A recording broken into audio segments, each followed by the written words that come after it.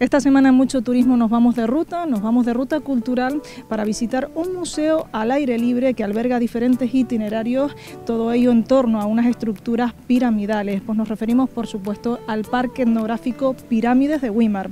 Conoceremos diferentes detalles a través de sus responsables para saber más cosas de su fundador, de ese museo, del Jardín Venenoso y, por supuesto, de otras zonas que visitan cada año miles de turistas.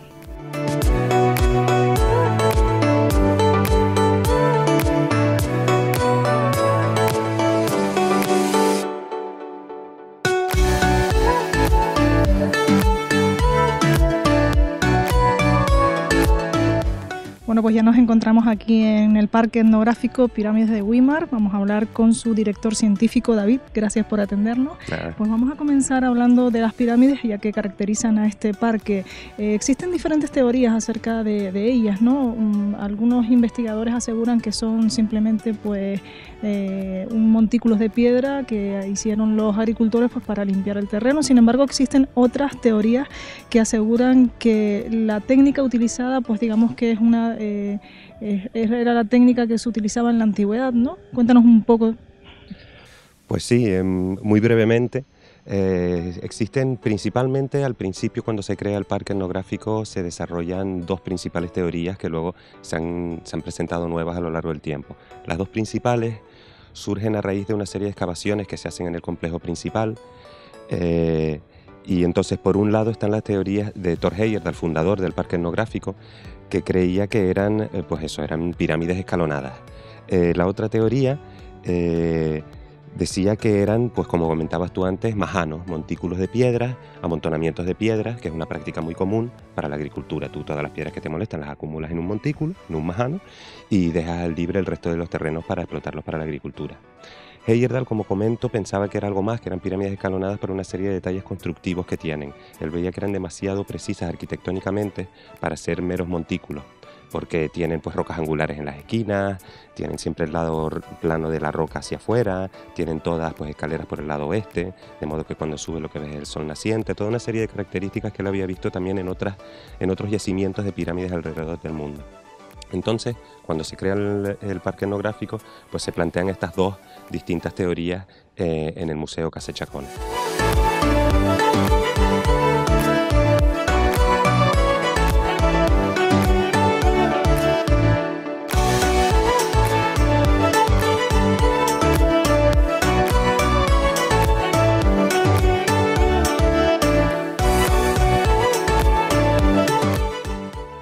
Pues ahora nos encontramos en otro espacio de este parque etnográfico, en Pirámides de Güímar. Nos encontramos en el Jardín Sostenible. Este jardín fue inaugurado el pasado año y fue realizado junto con la Universidad de La Laguna. A través de él, David, han conseguido una nominación, ¿no? Cuéntanos un poco de qué se trata. Sí, la verdad es que el Jardín Sostenible ahora mismo es el ojito derecho por muchísimos motivos. Por un lado, porque consolida a lo mejor la relación que tenemos con la Universidad de La Laguna. Con ellos hace unos años ya firmamos un convenio para realizar proyectos de educación ambiental para la sostenibilidad, y a lo largo de los años hemos hecho muchos proyectos y muchas actividades, pero este ha sido el más ambicioso hasta el momento y la verdad es que ha sido un verdadero éxito. Como comentas, a raíz de esto hemos conseguido, por ejemplo, nuestra segunda nominación al Premio Museo Europeo del Año 2017, que estuvimos en la ceremonia el mes de mayo en Croacia, y bueno, esto en sí es una magnífica palmadita en la espalda, saber que uno está en la dirección correcta, porque lo que intentan premiar estos museos es pues la calidad y la excelencia en estos premios, es la calidad y excelencia en el panorama museístico europeo y también la innovación.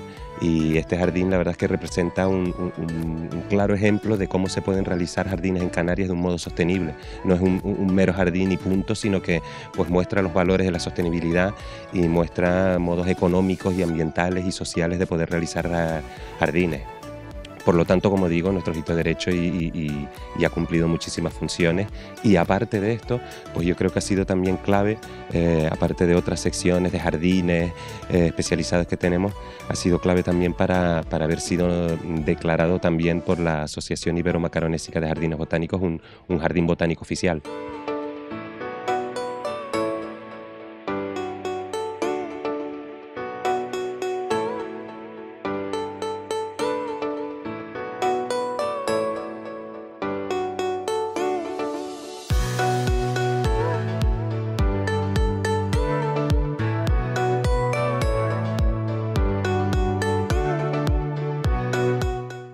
Bueno, pues ahora nos encontramos en el Jardín Venenoso, un jardín único no solo en Canarias, en España. Más de 75 especies alberga este lugar, ¿no es así, David?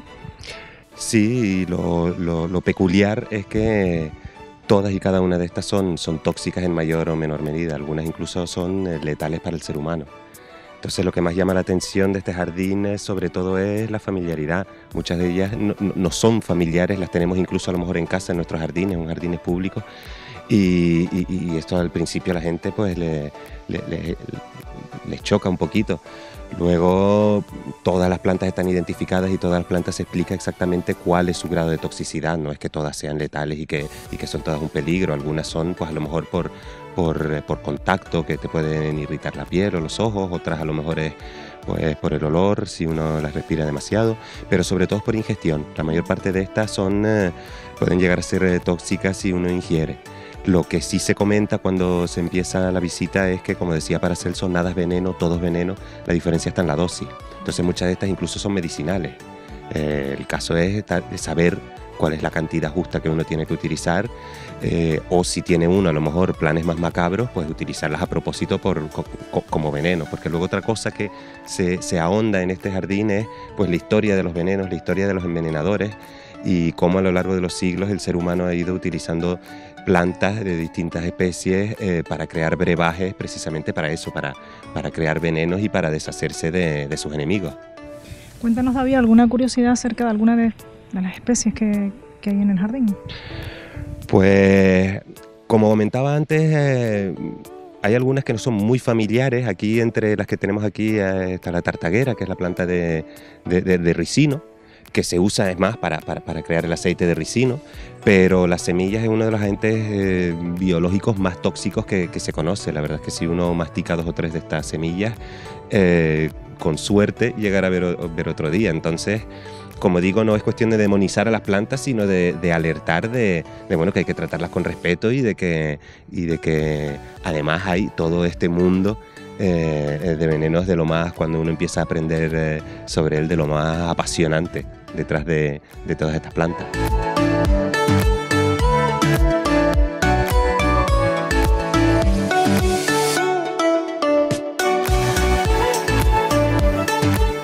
Pues seguimos recorriendo con el director científico otros lugares de este parque etnográfico Pirámides de Güímar. Ahora nos encontramos en el Museo Casa Chacona, que se ubica en un edificio del siglo XIX. En él pues se alberga diferentes esculturas de dioses, por ejemplo de Perú o de México, y también una interesante exposición fotográfica de pirámides, ¿no es así, David? Sí, la verdad es que la exposición, parte de ella es la que tenemos a nuestras espaldas, y sí, es una exposición fotográfica de pirámides y estructuras megalíticas, estructuras escalonadas creadas por el hombre de todo el planeta. Por un lado, el museo pues cuenta distintas teorías de Heyerdahl, el fundador del parque, cuenta los distintos resultados de las excavaciones realizadas y las teorías pues de los arqueólogos de la Universidad de La Laguna, de Heyerdahl también, y muestra también, por ejemplo, las investigaciones que hizo el Instituto Astrofísico de Canarias cuando estuvieron estudiando el complejo piramidal y vieron que está orientado al sol en los solsticios de verano e invierno. Entonces esto es un fenómeno curioso, es un fenómeno óptico, y eso pues también se desarrolla dentro del museo, aparte de otras pequeñas muestras y exposiciones.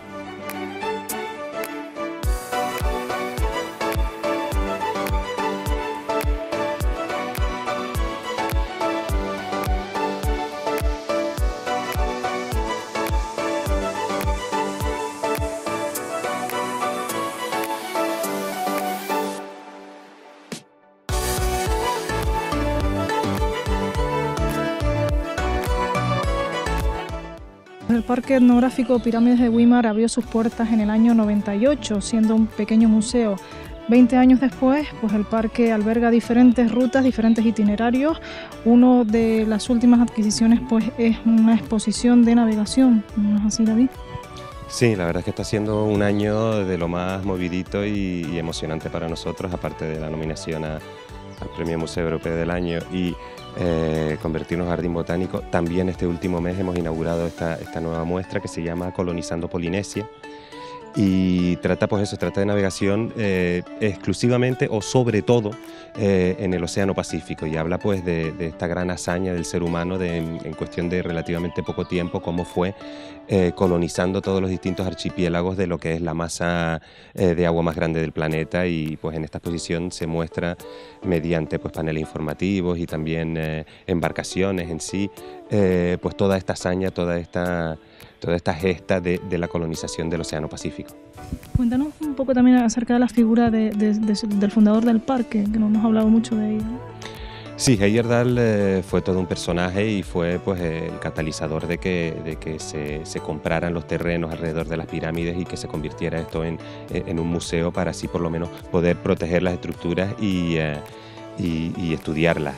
Y él pues también en el museo se explica un poquito su vida, porque fue la verdad que una vida de lo más apasionante. Él se especializó en grandes expediciones transoceánicas, pero siempre en embarcaciones primitivas. Él creía que hubo contacto entre antiguas civilizaciones antes de lo que nosotros pensamos, y no veía los mares como obstáculos, sino todo lo contrario, como cintas transportadoras. Si tú coges una buena corriente y vientos, pues más o menos te llevarán más pronto o más tarde. Por lo tanto, pues tenemos réplicas del Ra-2, por ejemplo, que fue un barco de junco, un barco de papiro de las antiguas películas de los egipcios, y con ese él atraviesa el Océano Atlántico, por ejemplo, en 1970.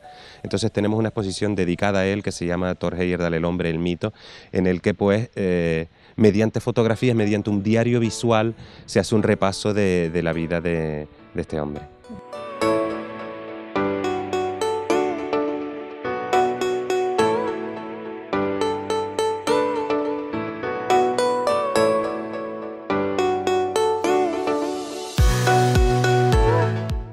Pues necesitaríamos varias horas para poder empaparnos de todas las cosas que podemos aprender en este museo, pero si tuviéramos poco tiempo, Alicia, estamos aquí con su directora, si tuviéramos poco tiempo para visitarlo, ¿cuáles son los itinerarios que no nos deberíamos de perder? Es difícil elegir, pero vamos, yo pienso que el museo sobre todo es importante, Casa Chacona, el auditorio, que es donde estamos ahora mismo, que hay un documental cortito donde da una buena idea de las diferentes teorías en torno a estas pirámides, y luego ya depende un poco de las ganas de caminar de cada uno, porque el recinto es bastante grande, y del interés. Como decías tú antes, el Jardín de Plantas Venenosas, por ejemplo, que es único en España, y nuestra más reciente inauguración, que es el Jardín Sostenible, por supuesto.